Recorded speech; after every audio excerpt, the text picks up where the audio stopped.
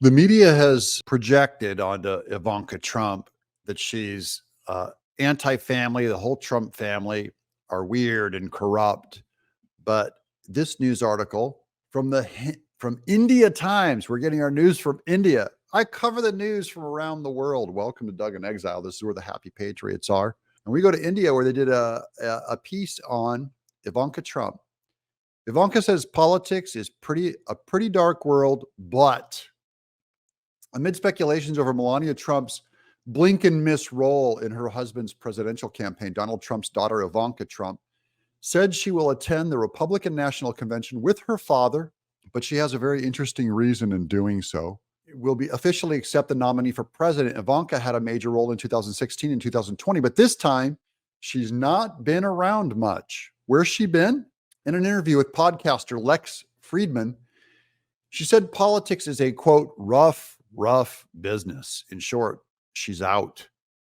And a pretty dark world, but she's there to support her father. That's a good reason. So she's just going to support Trump as a dad and not be involved in his administration, likely. Having left politics, she will not be there in any political capacity at the event, though. Ivanka spoke about her father's conviction in the hush money case and said it was painful to experience. Quote, on a human level, it's my father and I love him very much. So it's painful to experience, but ultimately I wish it didn't have to be this way, Ivanka said. However, the Democrats are coming after Letitia James and Alvin Bragg, have put a target on him. And so that's what happens. Tough times for the family when you watch your dads with all these things said about him.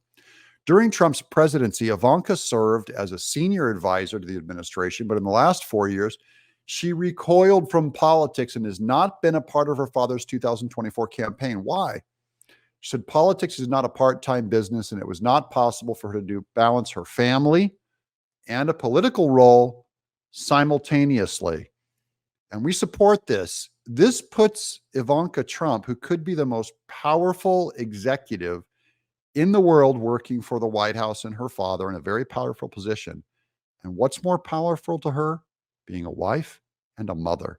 And that says a lot about their values, which she inherited, hopefully, from her dad. Quote, I think first and foremost, it was a decision rooted in me being a parent, really thinking about what they need from me now.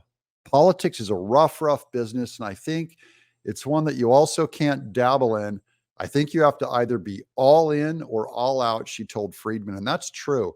This is about workaholism. People who work, you go into your job, you do it 100%, you go crazy about it. And when everything else takes second place, that's often a problem with workaholics and with hard workers. Quote, and I know today the cost my children would pay for me being all in emotionally in terms of my absence at such a formative point in their life, and I'm not willing to make them bear that cost, the mother of Arabella, age 12, Joseph, 9, and Theodore, 7, said. That's Trump's grandchildren.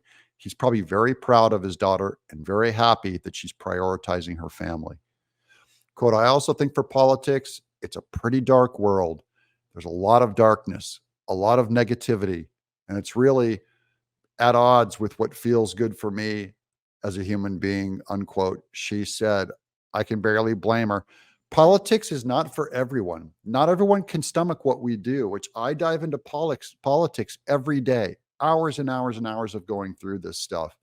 And you have to step back and go back to your family and be a human being again. So I get that. And I really applaud her for making this wise choice. She knows that she's not up for this. This is probably a lot of how Melania feels too. Melania's like, look, I'm here. I'm a mom. I'm a wife, not a politician. I'm not going to go out there and do what Jill Biden does, which is try to run the country on behalf of her husband, and look at the failure that comes from that. I'm Doug, in exile.